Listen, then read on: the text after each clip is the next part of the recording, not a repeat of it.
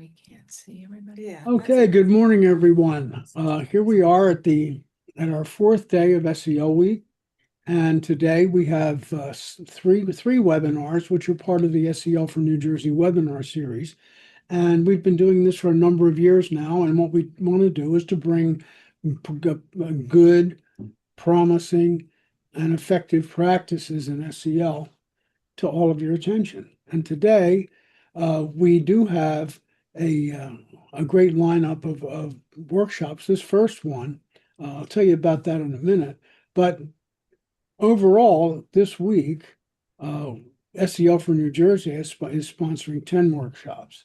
And again, they're on a variety of topics. And it really does support the work SEL for New Jersey does every day. Because in New Jersey, we believe every day is SEL Day. And that's really kind of the mission of SEL for New Jersey. And one of the things that I would like to just share with you before we get down to business here is that New Jersey has always really kind of led the nation in a lot of things. Schools of character, you're going to hear a little bit about that this morning. You're also going to hear a little bit about SEL for New Jersey and what we've done for SEL Day. And we do lead the nation in terms of the number of schools that have signed up this year for SEL Day. So, we have a governor's proclamation from Mickey Sherrill. She supports the work that we do. The State Department of Education has always been supportive of our organization and this work. And so we're in a really good place actually in New Jersey in terms of the work that we do, with around SEL. And importantly, we define SEL very broadly to include character development in particular. And Doug and Deb and Maribeth, who are your presenters this morning, they're all trustees and members of the board of the New Jersey Alliance for Social, Emotional, and Character Development. I happen to be the president of that organization, and we're really happy to bring you this workshop today. And it has to do with student empowerment, but really what it does. And by the way, Doug and Deb and Maribeth are elementary school counselors. And you talk about leadership. I think one of the things that we excuse me, I got muted somehow. We need to remember that even elementary kids can be leaders. And the thing of it is that the adults that work with them have to come to the realization that they can do that. And one of the things that the three counselors that you're going to hear from, what they found out early on is that even elementary school kids can make a difference in their surroundings and in their environment. And you're going to find out that the kids made these two schools. I mean, Doug is from Woodmont in Montville, and Deb and Maribeth are from Lakeview School in Denville. And the kids make the schools a better place to be. Why? Because the adults trust them to do that. And that's what this workshop's about today. So I'm going to stop talking and I'm going to hand it over to Doug and Deb and Maribeth, and they will share their expertise and their insights with you. So thanks for being here today. I hope you enjoyed the session. And I'm going to ask you a favor. If you go to the chat, I'm going to ask you to put your name, your school or your district or your location, and your position in the chat so we know who's with us today, because that's important to know what the audience is all about. We encourage you to share in the chat, and at some point, if you have something pressing and you need to unmute and say something, feel free to do that, because we want this to be a valuable experience for everybody. So I'll turn it over to Deb, Maribeth, and Doug. All right. Thanks, Bill. Thank you. Just making sure everybody can hear us just fine. I'm Debbie Minieri, and this is, I, Maribeth Hall. and we have, go ahead, Doug. Yes, hi, I'm Doug Stech. I'm the school counselor at Woodmont Elementary in Montville. And we're school counselors. Our school has been National School of Character two times round. We mentor many schools. We work with a lot of schools from start to finish. So basically, anywhere you're in the process of building character within your school. And we love helping them as well as Doug. Yeah, and I'm going to speak Yes. for Doug as well, to say that anything you see here today, we are happy to share with you, right? So you don't need to reinvent the wheel. We'll share any documents we have. Feel free to reach out to us at our schools. And if, as Bill mentioned too, if all of a sudden you have a question and want to unmute and ask us, go right ahead and ask us. But we'll get started with our student voice and choice and give Deb a We're second to just gonna share the share. screen. Technology is not my favorite. Let's say, oh, did I do it? I think I did it. It says it started. Oh, there we go. Yay, okay. Yay. All right, so we'll go to the next one. And so maybe I'll talk about Yep, these in go it. ahead. So the first two things we have here are our fifth grade leadership survey and our service learning survey. So maybe to give you a better view of this is a fifth grade survey I send out in the beginning of the year. So when Bill was saying about elementary school, about the kids being able to lead, he's 100% correct. And the thing that we found is the kids are craving to Yes. lead. They're craving to have purpose, right? So in the beginning of the year, I go into every fifth grade classroom and I say, there's many opportunities for leadership. Please let me know what you're interested in. And I keep a book with all the surveys. And as kids get different opportunities, I go through and I highlight them and I make sure they all have a choice. So the first thing is our kindness crew. So we have a big program here that we'll probably talk about later is our PAW program. So kids can help us by coming down. They come at their recess time and they can cut out these little paper paws that we have. We have the students make the announcements every Friday when we do it. Deb does a video every Friday morning. She puts it together Thursday to send out Friday mornings of the kids all passing their paws. The kids also run that video as well.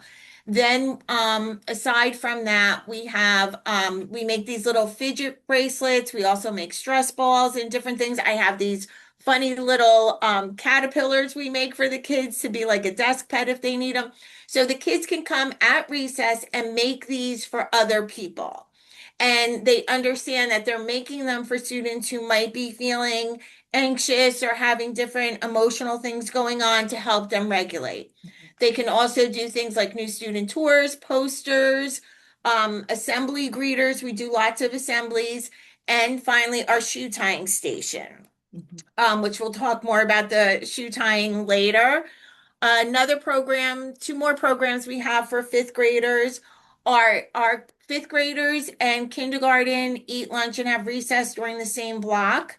So fifth graders can sign up to be recess helpers. We have about 90% of our kids volunteer for that. We'll talk a little bit more about that later as well as morning meetings. So if they want to do that, they could write down who they want to go with and what classroom they want to go with. And then I send out a schedule every month of who's doing kindergarten and who's doing morning meeting club. And morning meeting club is also open to fourth graders. They get a very similar survey at the beginning of the year. And right now I have all my third graders coming in saying they want to participate in a morning meeting. So I will make an end of the year schedule for third grade as well. Yeah, and I think one of the big to I don't know. piggyback on what Maribeth is saying, a lot of these were that came out for those that just started. If you're learning, just trying to put together your programs, a lot of these came out of surveys that we did for the teachers in the beginning. Like, what do you need? Well, I had a first grade teacher say, I need the kids to learn how to tie their shoes.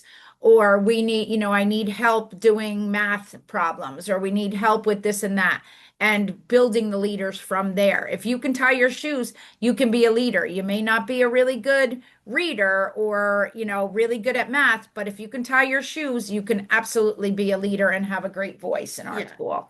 Then All go right, back let me to the see. thing and then we'll go to, Yeah. so then the other survey we have is a service learning survey.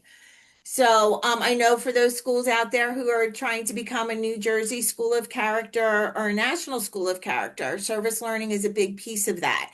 And getting the difference and for the staff and the students to understand the difference between service learning, which is connected to curriculum, versus community service, right? Which Right. is also super valuable. But service learning is what we focus on.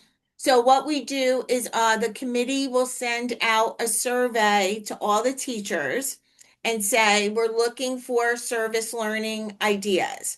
So the teachers will each have a morning meeting with their classroom to just put it out there. Like, we're reading this book or whatever it is that we're doing. Does anybody have any ideas? So then the teachers work with the class. They come up with the different ideas. We give them space to put three different ideas. What is your project idea? How is it connected to curriculum? And what are possible community connections? Right.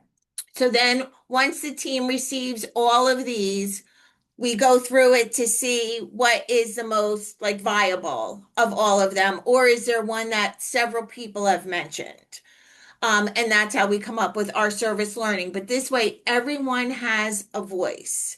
Everyone has a stake in it because they get to be part of coming up with the And idea. I'll be honest with you, the children are the ones that have the most greatest ideas. They know their community. They know the areas around it. They have the ideas. Like we had one, was it last year or the year before, where one of the girls in fourth grade, she knows that the seniors in the senior center down the street, they're pretty lonely.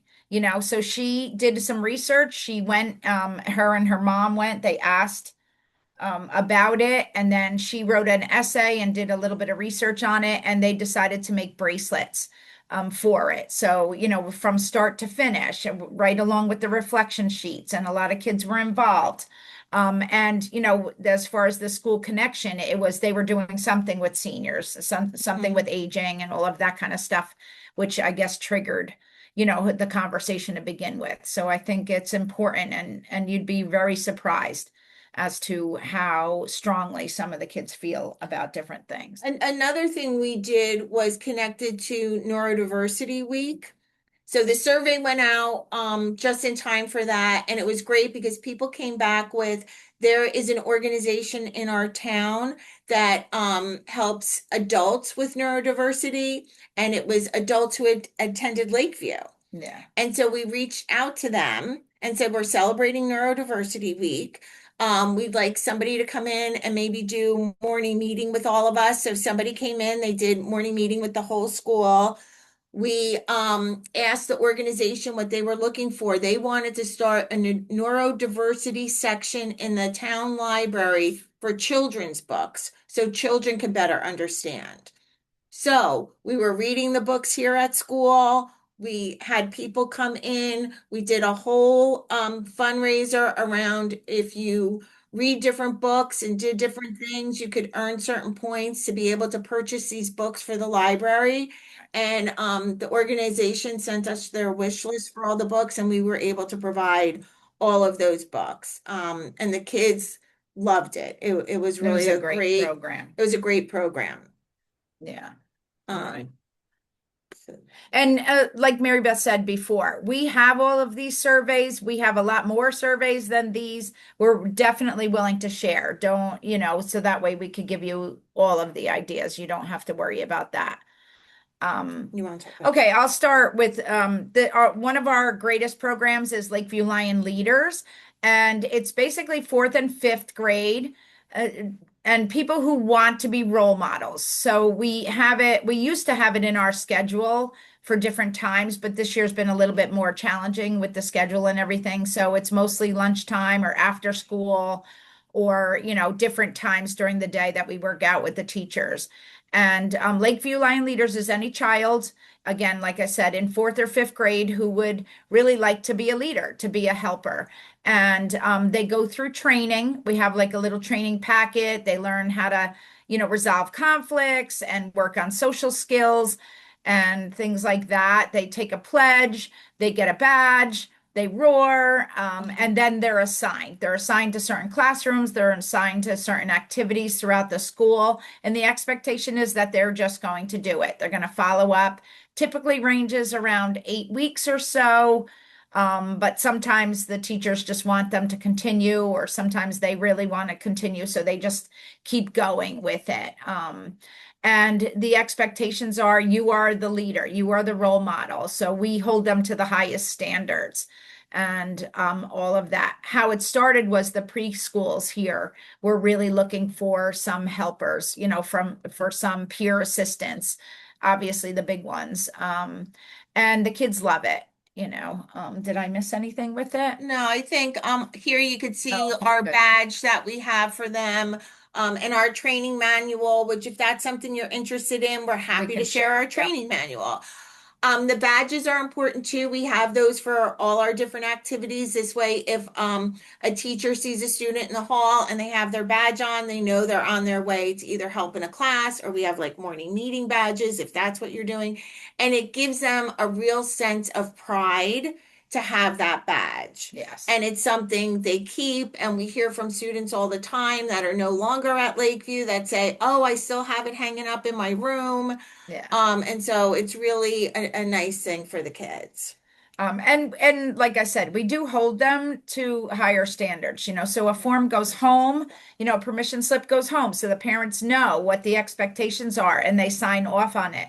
Because if they're not doing the right things, then we have a discussion with them. And most of the time we're like, okay, you may not, you may have to pause your leadership at this point until you pull it together, basically.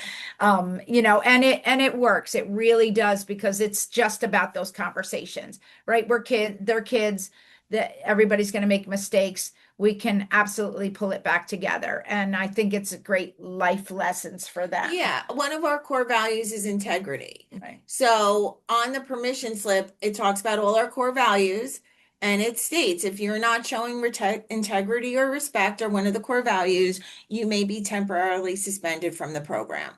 We've only had to do that, I think, once, but it is what it is. But I also want to say for all our programs as well, we do pre and post tests, because we know everything is data driven, right? So we all need our data. So if you need anything like that, we have those kind of things as well for Is you. this still working? That's just We wanted to just show you how they roar. Yeah. They're very proud to roar. Yeah, so that's one of our classes. Do you want to talk?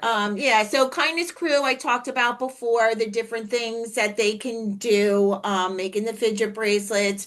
In the top picture, you could see we actually have some of our fifth graders going and teaching character ed lessons.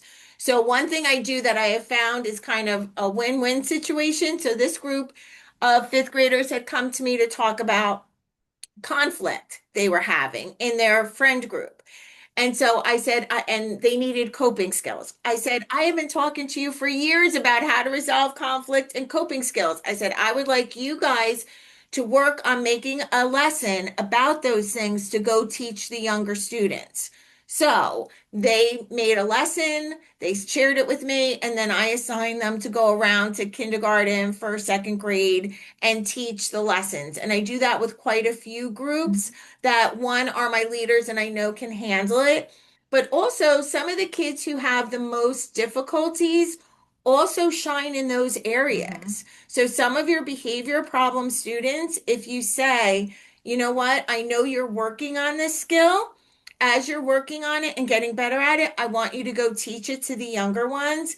And again, it gives them sense of purpose.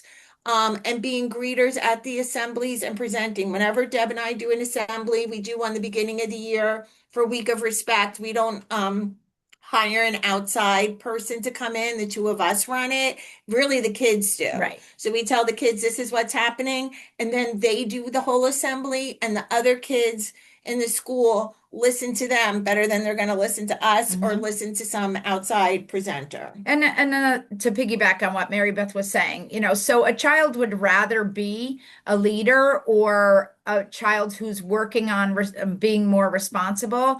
and then being the kid who needs a break or the kid who's always in trouble. So a lot of when I have kindergarten, first grade students that need walks throughout the day or need, a little extra assistance or having to go to the sensory spaces throughout the school, we will assign those children, and they know why they're there. They know they need the breaks too, and then they get it. I've had so many children that are older, fourth and fifth graders, that come back and be like, "Oh, I was just like that when I was in kindergarten. I'm the one who needed the break." And I'm like, "Yep." So now, you're gonna, pay it forward, and you're going to work with those children, and they actually have more empathy and they get it, and it helps them grow so much.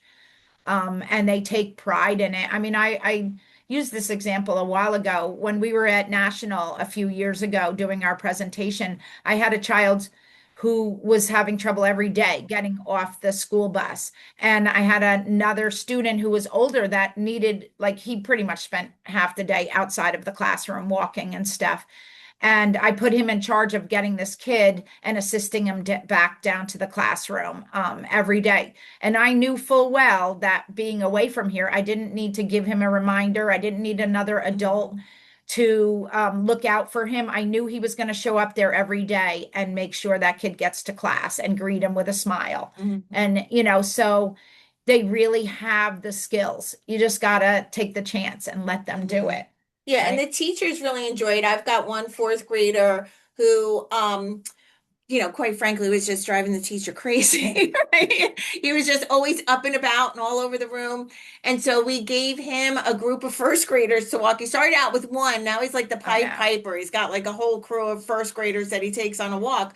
But the fourth grade teacher said he's so much more present and ready to learn when he gets back to the classroom Right. after being with them. And Right. so she finds all his behaviors, because he also knows being able to have that leadership depends on his behavior. So he's keeping it together to be able to have that special leadership. Yeah. It's amazingly reinforceable. Yeah.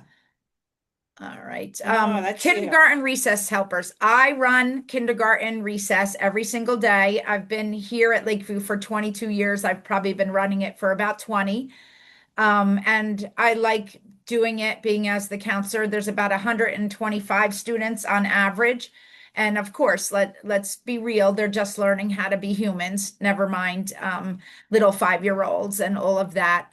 And so I love the fact that kindergarten recess helpers can come because it's the fifth graders. They basically get to relive a little bit of kindergarten because we're in the same places. But part of what I need is I need them to play old school games. Like they'll play hide and seek, duck, duck, goose, or Red Red Rover, Rover, or, green, red green light, light, red light, those kind of things.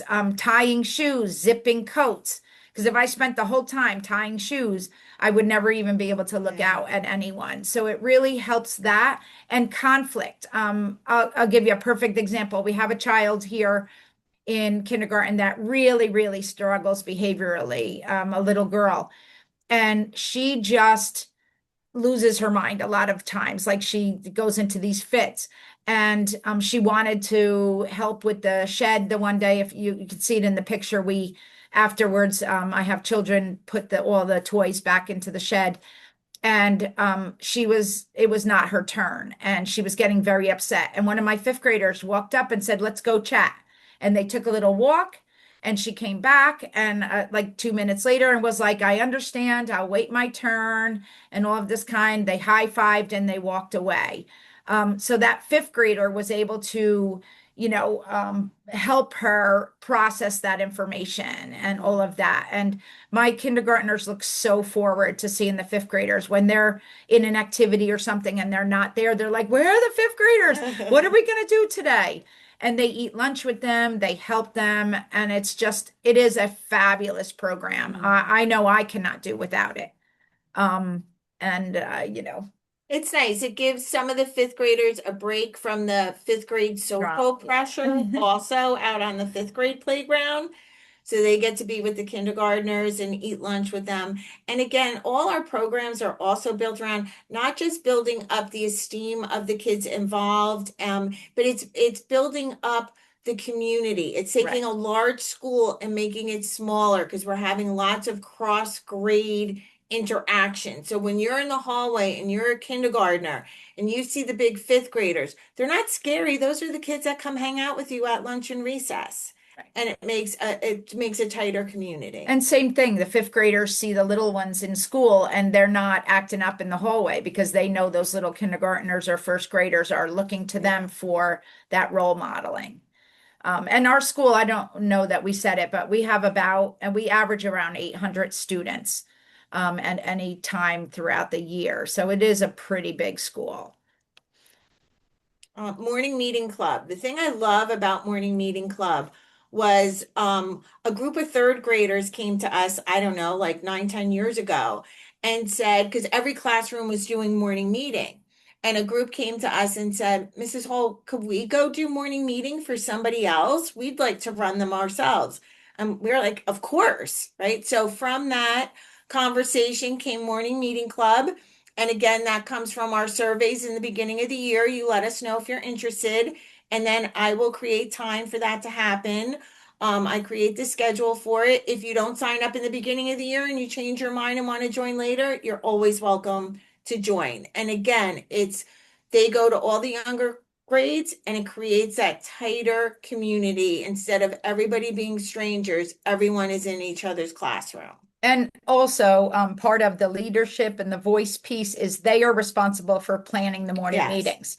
We give them the overview with the 4 steps and all of that kind of stuff.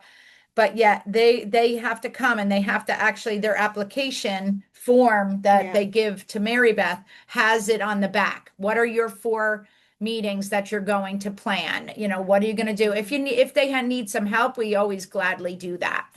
But if somebody could keep up with the chat just in case there's a question, Yeah. I don't mind, I'm missing it. So if there's a question, throw it out there. Thank you. And but it really, and they do it. They do it on their own time. They don't need to be released from class to do it. They figure out who they want to meet with and they just pull it together, which is wonderful. And the staff enjoy it because Yeah. it takes one thing off their plate, Right. right? They know when the schedule comes out, on these days, I do not need to plan morning meeting or have one of my kids making sure they're in charge of it in my classroom. I know kids are coming from outside and it's all going to be taken care of. One of the things for those who are starting, and I don't know who's new and who's not new to the, building character in your schools and all of that. But when we started our journey here, one of the biggest things was meeting the low hanging fruit, was reaching those teachers and seeing what they need and trying to help provide as much as we can. The reality is the way schools are now, there's not much we can do in many ways. But one of them was, just giving them a little bit of a break. So if they could get a morning meeting helper 1 time a week, that's one less activity, like Maribeth said, that they have to plan. Plus, they're then building leaders. And if a child's having trouble, they could always just go see their buddies, and things like that. So it kind of works twofold and helps the teachers as well. Definitely. Right. Is that it? No. No, there's more. Okay. Oh, so, and I know we got to give Doug enough time. I don't Yeah. want to take up all yours, so we'll go quickly through this. But shoe tying, as Deb said, came from Yay, my favorite. came from the survey of the teacher saying we need shoe tying. So I just took the top of an old copier box and I, just put paper over it. I got these templates for shoe tying, stuck them on there.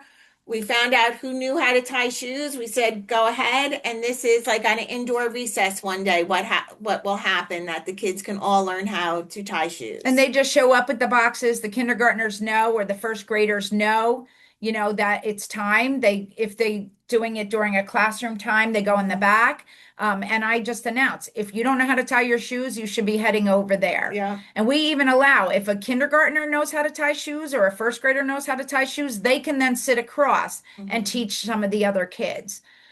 Did you want to tell your quick story? Yeah, I always say this came from because when I was a kid and I remember running around playing tag and hide and seek, and I would always have to have my neighbor tie my shoes for me. And one day she was older than me. One day she sat down, she's like, I'm teaching you how to tie your shoes. And I'll never forget that moment. And I just feel like kids learn better from other kids. Yeah. And again, it creates that community and it gives sense of purpose. So the kids love it, and you don't need to wear tie shoes to school. No. You can have any kind of shoe on and learn how to tie. And we have all of that. We have the templates and everything. Yeah. So for those that out there, just, we'll share everything in a doc afterwards. So our paw program, this started when we first started our character journey. I was always doing, I mean, I've been here at this school for 22 years, and I was always doing programs. I had the pillars, I had all of that. But it wasn't until we decided that we were lions and working on the paw and getting our core values that everything came together. The second we figured out that we needed to roar with pride, and pride is our core values, it just kind of all the stars aligned. We all came in together. So we don't have PBIS stores. We don't have any of that. We have a paw program, and children, anyone can be nominated for a paw. What happens is if you're seen or somebody, you do something and they feel you have met a core value, perseverance, respect, integrity, diversity, or excellence, then you can be nominated for a paw. Parents can do it, community members can do it, staff to staff, anybody can nominate each other. Children nominate everybody together. And on Fridays, our Paw Patrol people, they announce the ones that are nominated. We have a Golden Paw program for the buses because it works so well in school. We carried it onto the buses. And basically, it's just a piece of paper that we laminate. And what we do from there is you receive it, but you are not to keep it. The goal is to then pass it on. And when you pass it on, you need to pass it on to someone and have that conversation. The conversation is what's the most important. It's that intrinsic goal, in those intrinsic goals, but you want to have that eye-to-eye contact, that discussion as to something that meant it was important. I had a little kindergartner come to me one day, and she wanted to pass her paw onto a second grader who helps her buckle her seatbelt on the bus every day. This kid was beside himself that he received this paw. He doesn't even know the girl. He's just nice and walking by, and it probably drives him crazy that he can't get the bus, snapped in. But it's really an unbelievable thing. And we've had paws go through the Department of Education. We've had them end up in California and all over the place. It really makes a huge difference. And just one last shout out, I just want to make to the New Jersey Alliance of Social Emotional Character Development. If you're not familiar with this organization, they're the ones who set Deb and I on this Yes. path of the 11 core values. Liz And- Warner, who was here before, was my champion. Yeah. And so once we got involved, Bill's the president, once we got involved in that organization, all our programming came together. We had all the pieces, but once we started doing the 11 principles, it Yes. all came together and made such a beautiful difference in our school. So if you're not familiar with that organization, come join us. It's a Yeah. wonderful organization. And I guess now we'll turn it over to Doug. Okay, just needed to unmute there. Good morning, everybody. Yes, Deb and Maribeth, always a hard act to follow. But yes, Woodmont. Oh, well, I want to piggyback first on the New Jersey Alliance for Social, Emotional, and Character Development. They've certainly played a big part in Woodmont's journey, and Liz and Trish at SEL for NJ helped us years ago by doing school surveys, helping us understand our school culture and climate. So a lot goes into that. But it's very doable work. I actually and Deb and Maribeth ending on their core values was great because I really want to focus on Woodmont's core values. We actually we updated ours within the last couple of years, and we had found earlier that we had good values, but they were honestly difficult to remember. So I'm going to talk. Student voice was a big part in all of the changes that have come up from year to year at Woodmont. So we in the course of wanting to update our core values,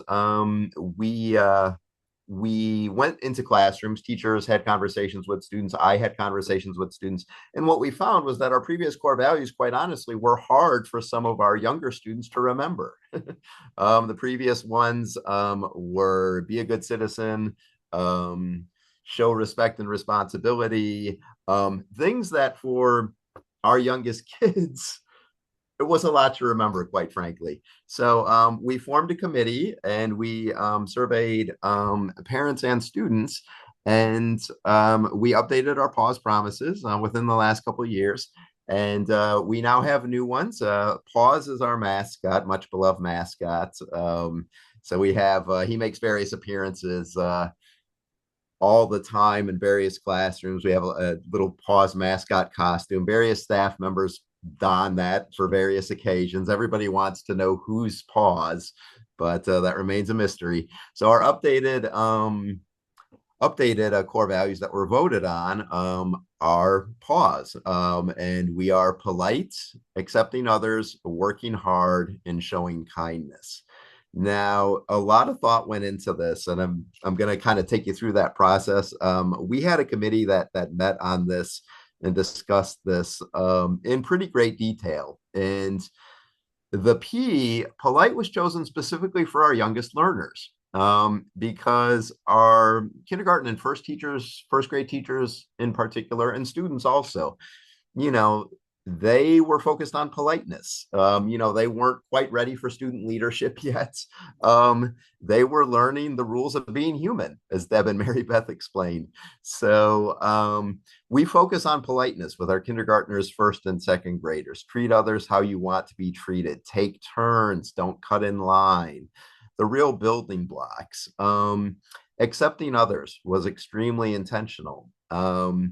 We like all schools, we're always trying to reduce any peer conflict, any possibility of bullying, things like that.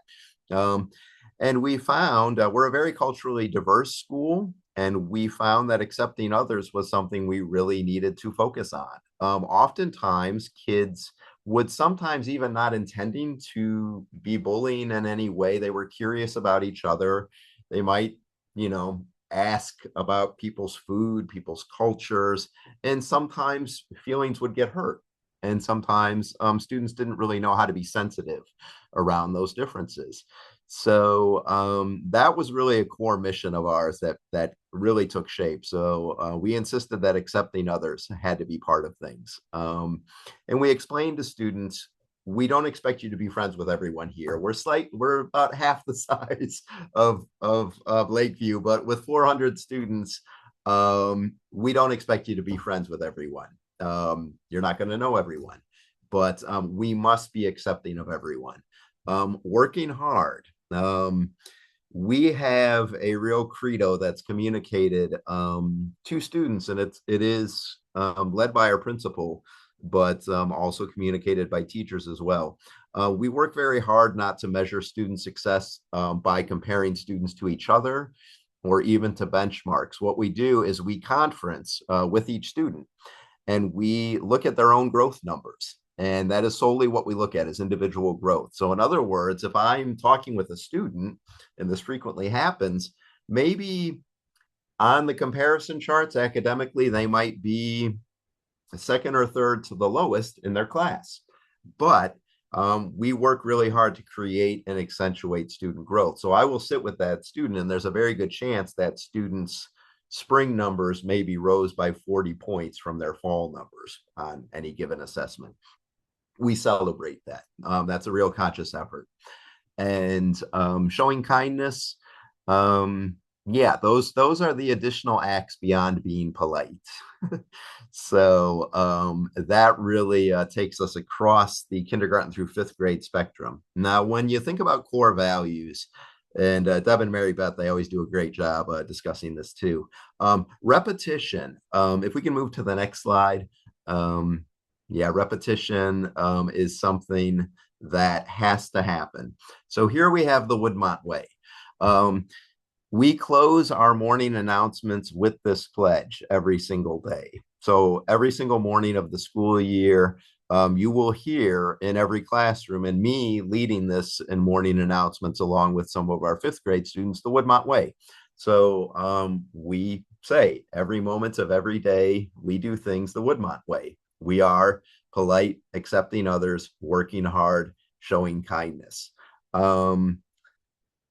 Probably the greatest thrill we had in the whole core value process was literally 3 weeks after we debuted these new principles. I reviewed them in kindergarten classrooms. We were reviewing them in every room. That was my first chance to spend time with kindergarten classes on this. And I simply asked everyone to close their eyes. And I said, without looking for the poster in the room, without looking anywhere, let's recite the Woodmont way. Every single student could do it with no trouble whatsoever.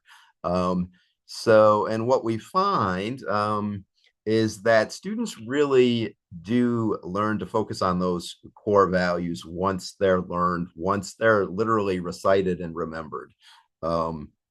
If we can move to the next slide.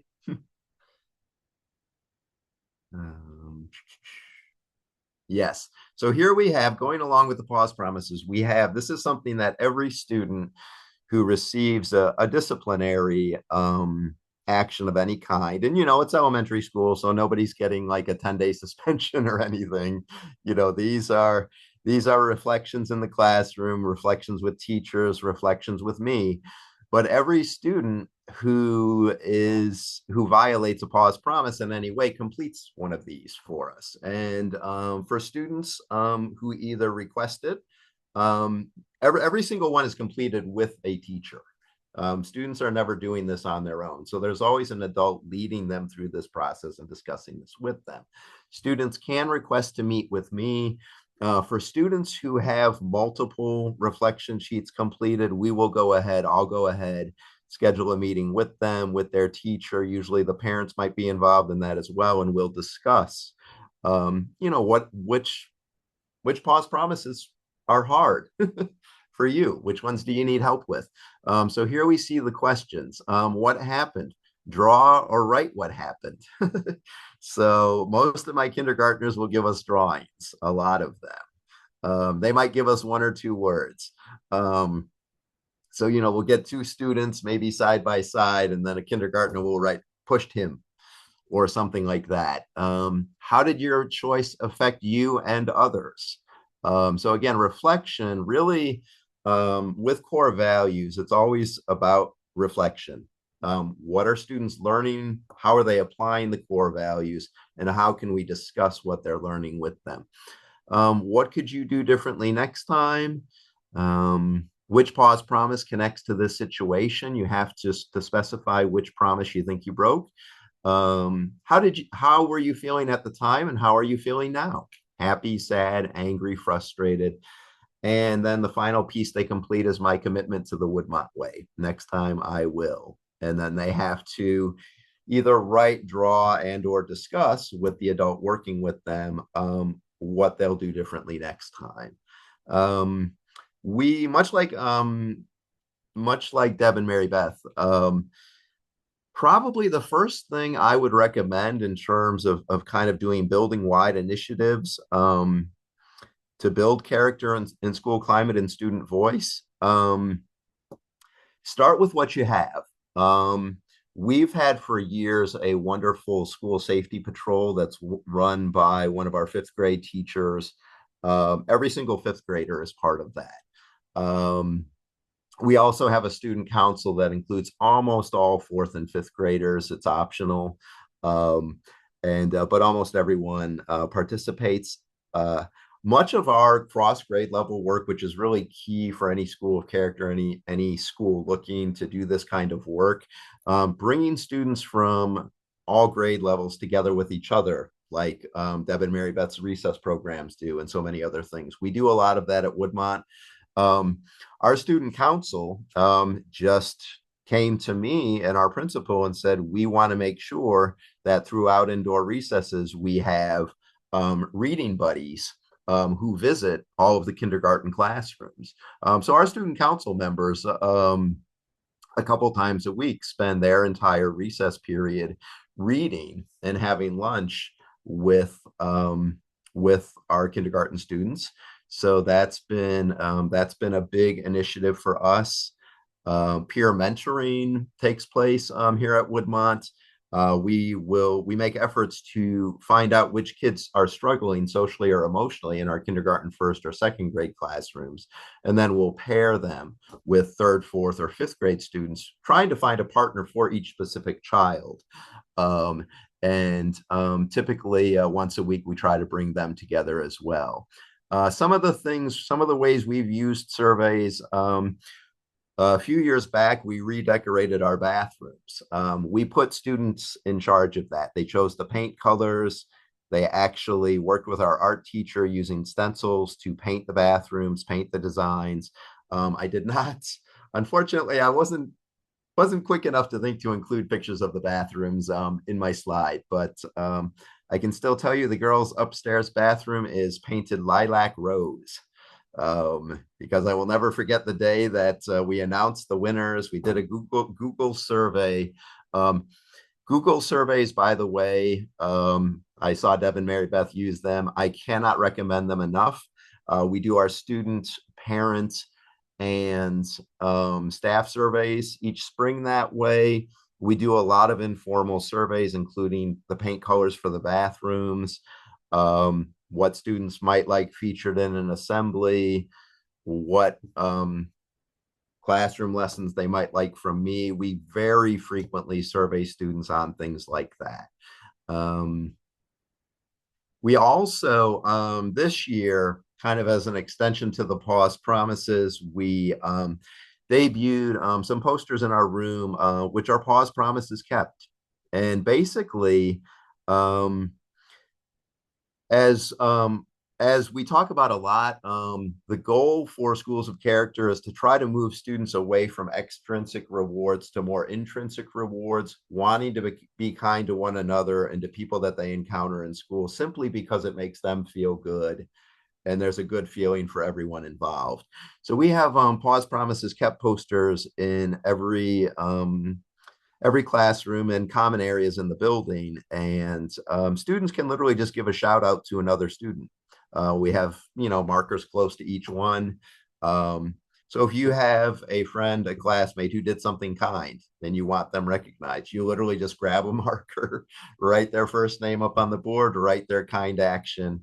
And we tell the kids the goal is to fill the boards up in the rooms every single day. They're laminated. We just erase them and start over again when they're filled.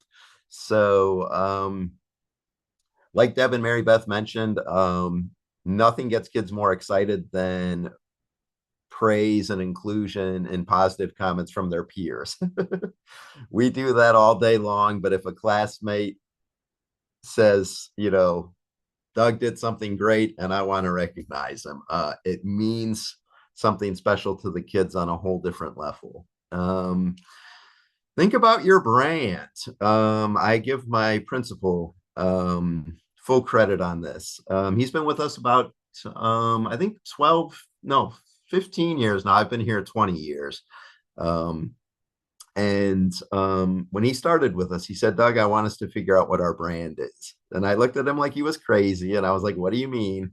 And he said, every great school, has, as soon as you mention the name of Woodmont, the community should think of certain things that they love about us. So we, long story short, we use school videos as the main vehicle for our brand. We film videos throughout the year. You can go to our YouTube channel, which is Pause the Wildcat on YouTube. I think every video we've released is there on that page. And we continually involve students in filming that. I'll give you my favorite example of how that came to be. That really started during COVID. First day, we were like the rest of New Jersey and most of America. We were in virtual learning. My principal called me that morning and said, Doug, do you think we can get a video version of the morning announcements out today? Me not being very tech savvy got that announcement out at 1:30 that afternoon. Hardly the morning. But the thing I'll never forget about that day was I got an email immediately from one of our third grade students who said, Mr. Stech, no offense, but I think I can make your videos better. I immediately reached out to him and said, please help me with this. I started sharing my videos with him and he would edit them. He would give suggestions. And that spawned a whole audio video club here at Woodmont that helps us film our videos. And the most recent thing, which you'll see on the YouTube channel, we have a large ELL, English language learning population here at Woodmont. And we found that reaching those families was both difficult and also something that, quite honestly, we weren't doing adequately at. We felt it was a missing link for us. So I worked with our ELL teaching team, and we now have monthly videos that come out. Paws, our mascot, has his own passport with his picture and all of his identifying information. And each month we visit a different country. Paws visits a different country with students from that country. We use a green screen. And most recently, he was in Japan with two of our Japanese students. They taught him some Japanese greetings. They taught him to bow, to show respect, showed him cherry blossom trees, all sorts of things. Cherry tree blossoms, I should say. So that was a way to quickly bring in our ELL students to something that was already loved in the building. So I would say really take what you know. Going back to what Bill mentioned, be vulnerable, let your students lead you. That's my final comment. Open the doors to them, let them come to you with ideas, and they will take you in great directions. And that's it for me. Well, thank you to Deb, Maribeth, and Doug. You've given us a lot to think about.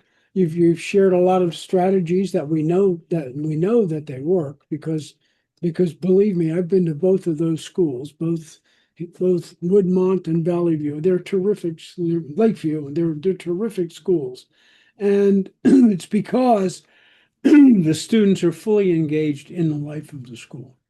And if I hope that you picked up some tips this morning from our counselors in terms of things you can try, because you can start with any of the ideas, and then you can build on those ideas, just as Doug and Maribeth and Deb have done over the years. And they're very experienced in doing this, and their success is documented because both of the schools are national schools of character. If you're interested, by the way, in the Schools of Character program, I put some information for NJASECD into the chat. So please reach out to us, and we're happy to help you. Doug has mentored schools, Maribeth has mentored schools, Deb has mentored schools, and we're willing to help you go on the path to building a school of character for yourself.